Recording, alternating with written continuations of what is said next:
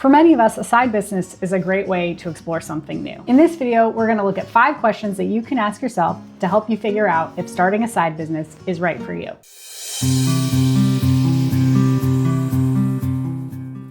I'm Courtney, and I created Des to Dream to help millennial women escape their 9-to-5 jobs and pursue the lives that they know that they deserve. Side businesses can be helpful because they're a low-stakes testing ground. With a side business, you can start small and build as you go at your own pace. You can experiment before you commit, and you can also make some cash along the way to help you either build it into something bigger or to just give you a little bit more runway while you're making a transition to something else that you want to go and do. But they do take energy, and if you're already running on empty, they might not be the relief that you're looking for. If you're just starting your journey and you're not really sure where to go ahead and check out my Career Clarity Compass linked in the description below. It's a quick exercise to help you figure out what your next steps might be. All right.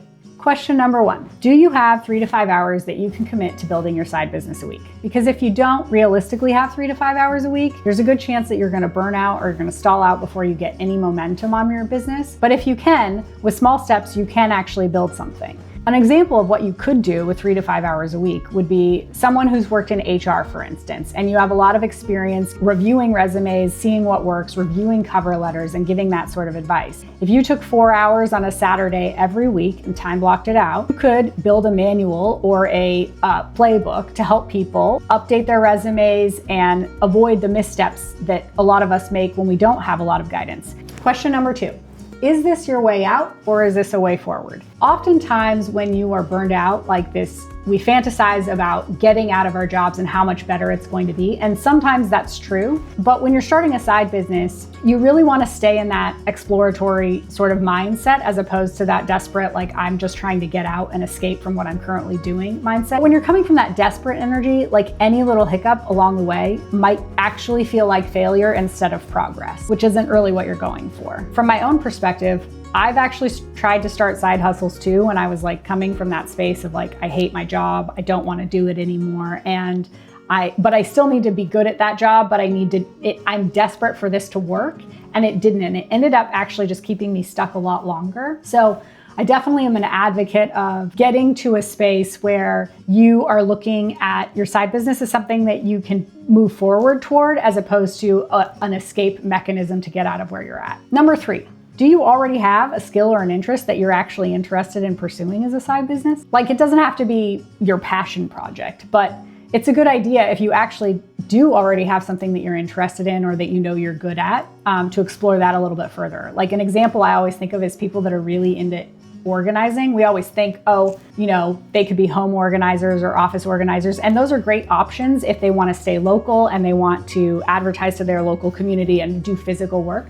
But there's also a lot of options within that umbrella of organization that have kind of evolved in the last couple of years. For instance, like digital media management. And that's essentially like you providing a service to people that seek you out on a platform for like managing photos. Like, I have 10,000 plus photos that I don't have any idea how to organize or the time to do it. But for somebody that has a quick system already, like I'd be willing to pay for a service for that. Or another example is if like you really do like to organize, but you don't really want to work with people directly, you could offer a playbook on how to organize your house. And you can demonstrate and drive traffic to that playbook by creating content that shows how it works, but it leaves the opening for people to apply it however they want and to pick and choose what guidance they take from you. There's a lot that you can do under this umbrella of organization. We just have always been so narrowly focused because we were constrained by being local or what have you. With the way the world's working now, you can create a lot of different options under that umbrella. The benefit is that you already are a step ahead because you already know what you could do and the value that you could bring. But if you don't end up liking doing home organizing, like it's really easy to opt out and to change and pivot because you're not locked into it. You haven't become dependent on the income. Question number 4. Are you okay with everything being a little bit messy and a little bit imperfect in the process? Because if you're not, side business might not be for you. Side businesses are filled with a lot of uncertainty and like experimenting. And if you're somebody that actually just wants more of like a side hustle where it's a little bit more predictable, then that's okay. But it's a good thing to know before you go in and jump into a business. And then the last question before you jump into creating a side business that you should probably ask yourself is, am I at a at a space and time right now where I'm stable enough to do it. Because if you're deep in burnout or debt, or you've got some personal struggles going on, adding a side business to your plate could backfire. Sometimes the best move is just to stabilize first and then proceed afterwards. So if you've answered yes to most of these questions, then a side business could be a great option for you to make that transition out of your 9-to-5 job.